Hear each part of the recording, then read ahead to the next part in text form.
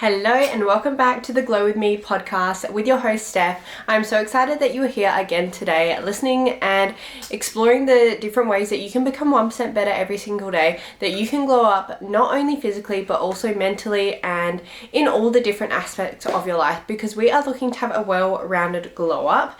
And I'm here today with something that is very exciting because it is springtime and it is time to spring clean. Now, not just your cleaning of your house and things like that, but also your mind, also the way that you feel, also your habits and all those types of things. So we're going to talk all about decluttering, habits, we're going to have a little cleaning checklist at the end, and just ways that you can glow up and make a little fresh start this spring, because it is so nice. The sun is out now.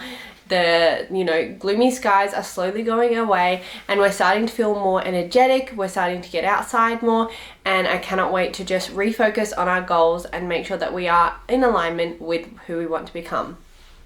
First of all, if you don't follow the podcast, please pop a little follow, leave a review if you enjoy, and also if you're on YouTube, please subscribe. It means the most to me, and I cannot wait to be just getting more in your ear holes every single week with some little tips and tricks so that you can feel more confident, happy in yourself, and just enjoy the path that you're heading on in life. So without further ado, we're going to get into the favorites that I've had over the week. So some of the favorites that I have had: number one is my new activewear. So I got some new long sleeve shirts for winter. This was literally from Kmart. So it was super affordable. It was only $15 and I love it. It's got a little half zip and it's so nice. I thought that I wouldn't be able to work out in long sleeves because I get kind of overheated anyways.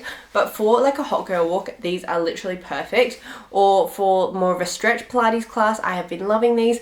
I also just got my hands on some wrap Pilates tops, and oh my gosh, I think I need 10 different colors. I got a white and a black one and I'm so happy with them. So believe me, you'll be seeing lots of photos of me in them this coming spring. Another kind of rogue favorite of mine is the blood orange juice that I made last week. It was so good. I had blood orange, carrot and ginger in it and it was absolutely divine, and I had that while I was at work, and I just love meal prepping them.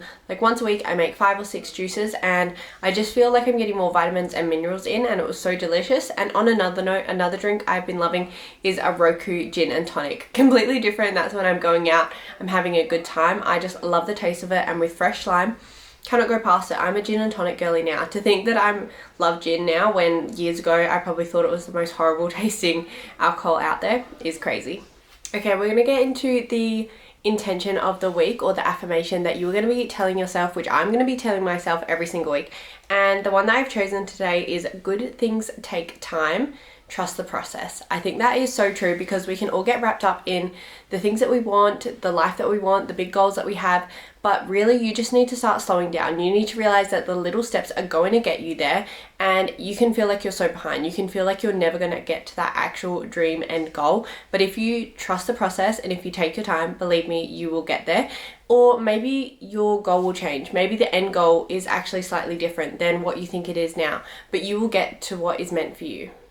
Okay, so let's get into the episode. This is going to be short and sweet. We're going to talk all things decluttering, and the first one is going to be decluttering your mind, because I feel like this is the perfect start to how you're going to declutter and build the goals and build the habits and build the happiness that you deserve by decluttering your mind first.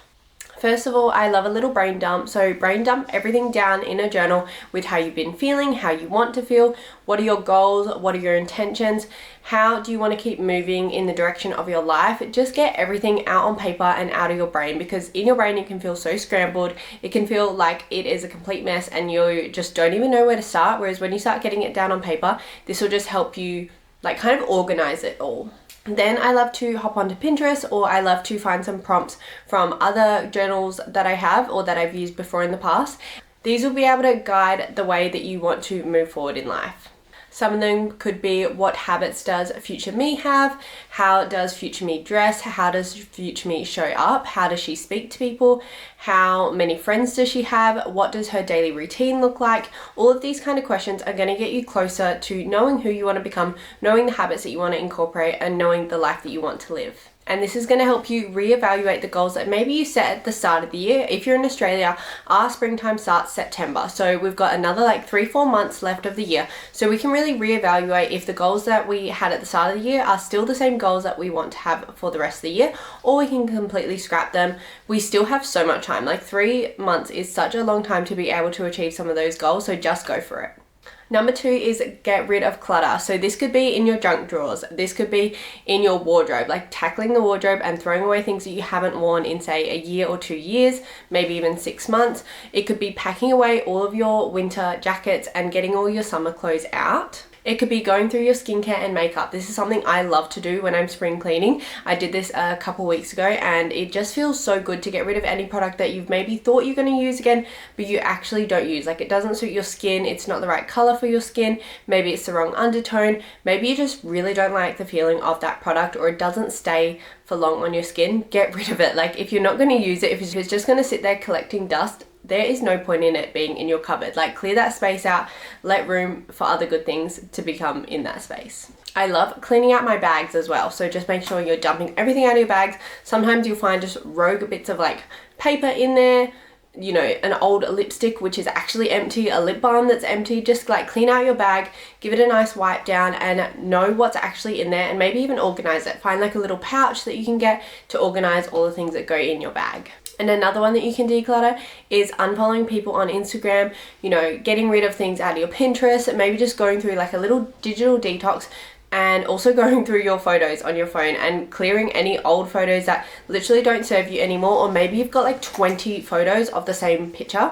I am a sucker for this. I am probably the worst for this.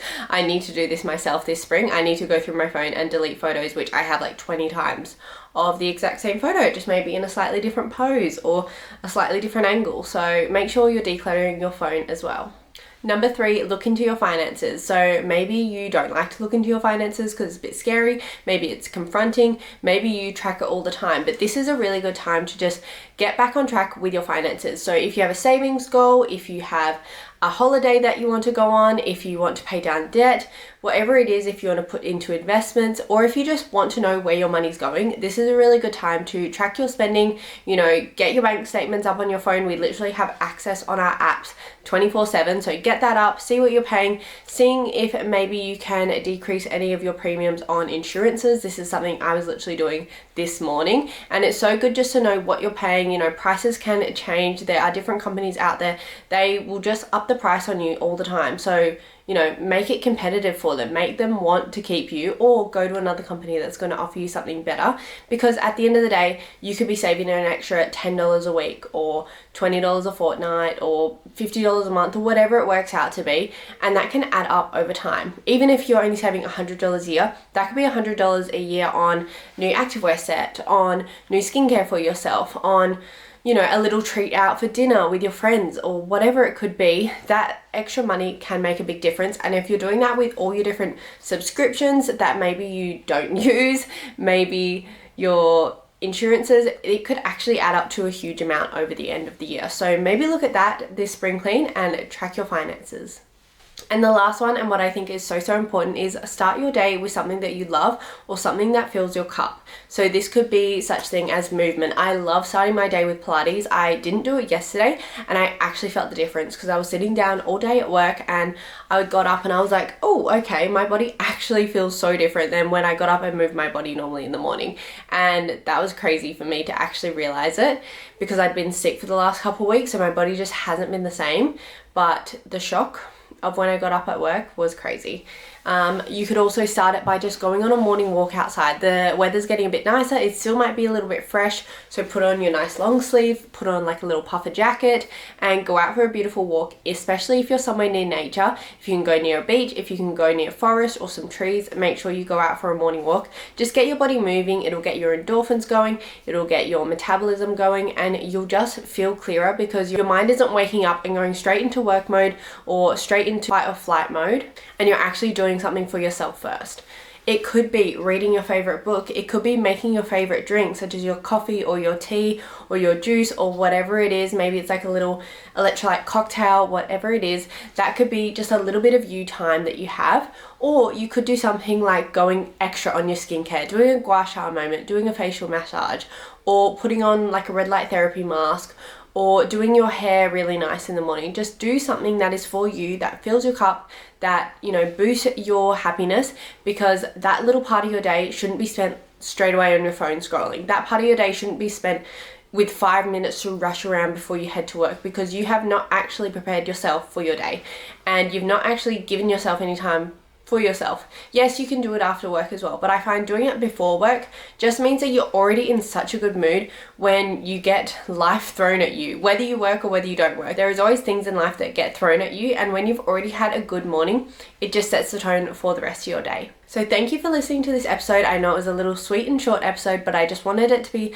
a nice little spring cleaning reminder for you. Please subscribe or put a review on this podcast if you enjoyed it. And before I go, we're actually going to talk a little bit of a cleaning checklist, but I also want to put this up on the Instagram of Glow With Me Podcast. So that's at Glow With Me Podcast. There's a full stop between every word. So let's get a little cleaning checklist up for you guys. Okay, so I've found some points that I love to do with a cleaning checklist, especially when it comes to spring cleaning. So one of them is cleaning out your fridge. So getting everything out of there, doing a deep clean of all the drawers, of all the walls and everything, and then putting things in there that you're actually going to use. Because maybe you'll find things that you could actually chuck out, or maybe you could come up with some new meal recipe ideas with the things that you found in your fridge.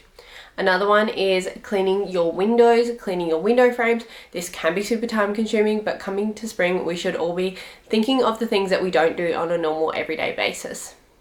You should also be cleaning out your dishwasher, washing machine, and dryer, like all the filter parts, to make sure that they're regularly cleaned. That should be done monthly, but if you haven't done it recently, make sure you're doing it in your spring cleaning. Organize and clean under the sink. This can be a part I am guilty of becoming super messy and piling up with all the different, washing powders, things for the dishwasher, scrubs, soaps. I have like all my jars under there, so it just gets super messy. So do a little cleanup of that area and also under your laundry. Unsubscribe from email lists. This is something I've been doing over the last couple of weeks because my email has just been getting so flooded with so many different brands reaching out, telling you that they have a special on, which can be super helpful when you need something, but other times it just literally fills up my inbox. So go through and unsubscribe from brands that maybe you're not using anymore, maybe that you don't want to see pop up because it tempts you to buy something from them. Unsubscribe.